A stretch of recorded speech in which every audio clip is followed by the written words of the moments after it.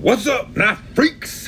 All right, guys, today I want to go over our brand new model, the Dixon. So some of you have already seen this on Instagram and stuff.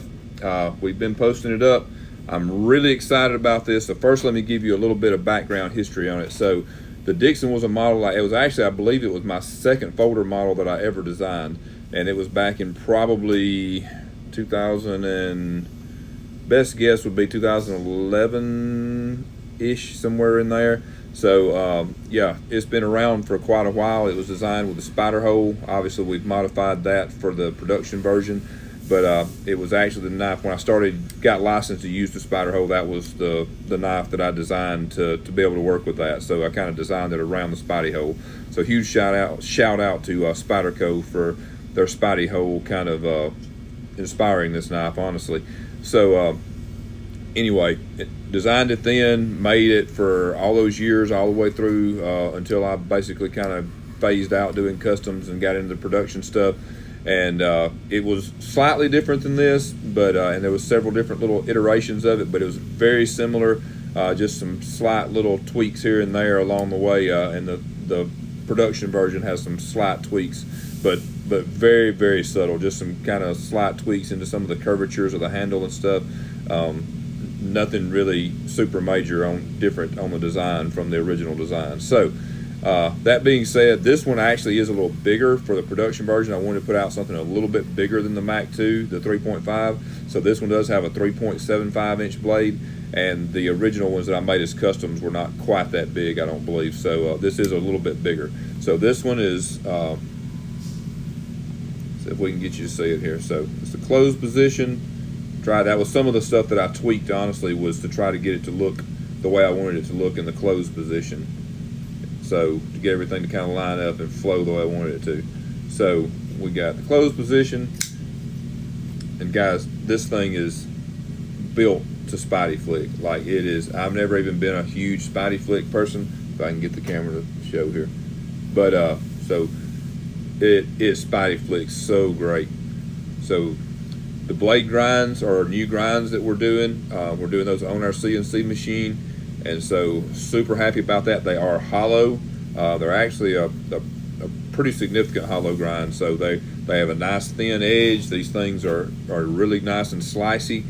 Takes a lot of weight out of the blade too, which is a good thing, because that thing, you almost cannot get your fingers out of the way in time, your thumb, when that thing's dropping close. Like these, the blade is a little heavier than the Mac 2, even with the hollow grind, but it's still, it comes down when you go to release it. So another cool feature about this, and different than like I say the Mac 2, is the pocket clip is a 3D milled hybrid pocket clip.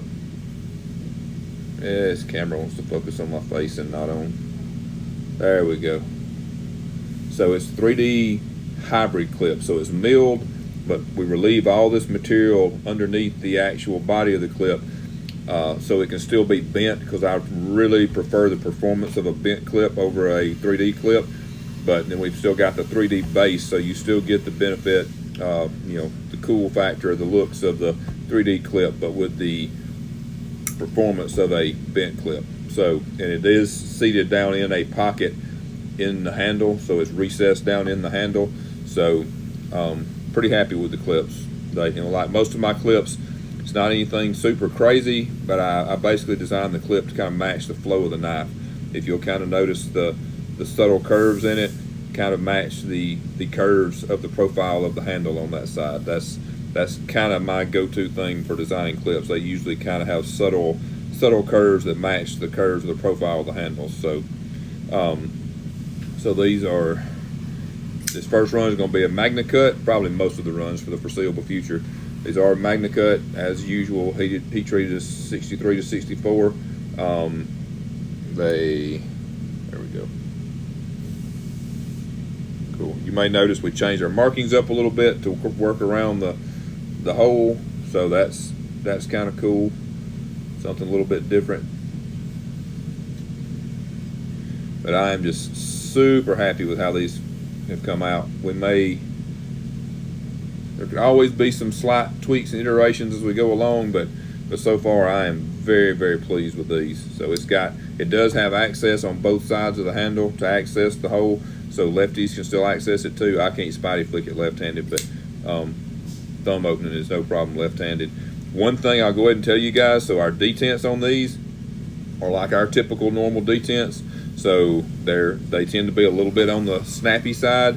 What I have found is my preferred method of opening these, if you want to open it with your thumb, instead of trying to use like the pad at the end of your thumb on the edge of the hole, I like to actually just kind of stick my thumb in there and just use the top of your fingernail, and it works beautifully well, as soon as I said every time, I missed it. I'm human.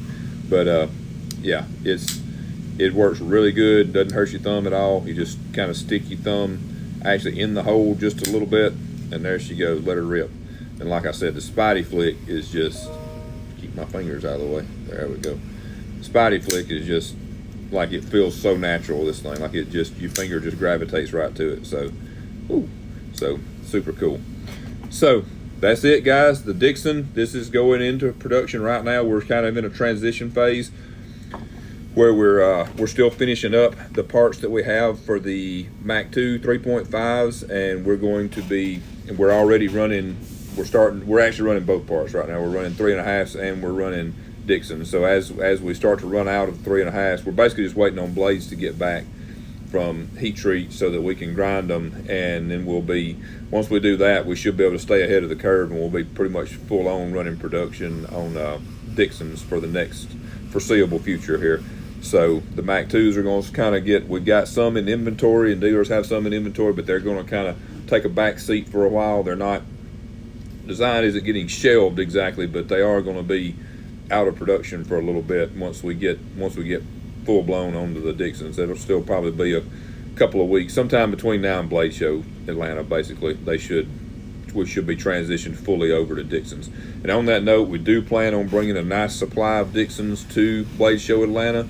We're going to try to do at least a couple of drops. I know for a fact we'll do at least one drop between now and then on our website, and then we're probably going to be building up stock for Atlanta, and depending on how that goes, we may be able to do at least one more drop. We probably will not get any out to our dealers until either at the Atlanta show or after the Atlanta show, depending on how many we're able to get done. So look for them to start hitting dealer shelves after that, but we'll have at least one drop, hopefully two drops between now and Atlanta, which is the first weekend in June. So between now and then, we'll have a drop or two, and then we plan on having a nice selection at Atlanta. So hope you guys will come see us there. I hope you enjoy the new model. I'm very excited. I did not realize until we started doing this, and I kind of started thinking about it, just how long we had actually been making variations of the Mac 2. We've done different sizes. We've done it in the manual and the auto, but we've been doing basically that one general design for 5 years now. So that's outstanding that it's still doing as well as it is. But it's more than time to bring something new out, and I'm really pumped about it. The Dixon is about to be here and ready to go. The camera just doesn't want you to see it, so come on, camera. Anyway, hopefully you guys could see some decent shots of it there. Sorry, I'll try to get better with my camera skills here. All right, please, I appreciate if you guys would subscribe to the channel. I'm going to try to start doing a little bit more of the YouTube videos, and really appreciate if you give me some feedback in the comments on the Dixon and what you think, and if you're excited to try to pick one up. And yeah, we'll be looking for them to hit our site soon. Be subscribed to our email list. Is the best place to get the info. That's the first people that will hear about when and where the drop will be the people on our email subscription list. So hop on there, get subscribed, and be ready, and within the next week or two we should have Dixons actually out there in the wild. So appreciate you guys. Hope you have a great day.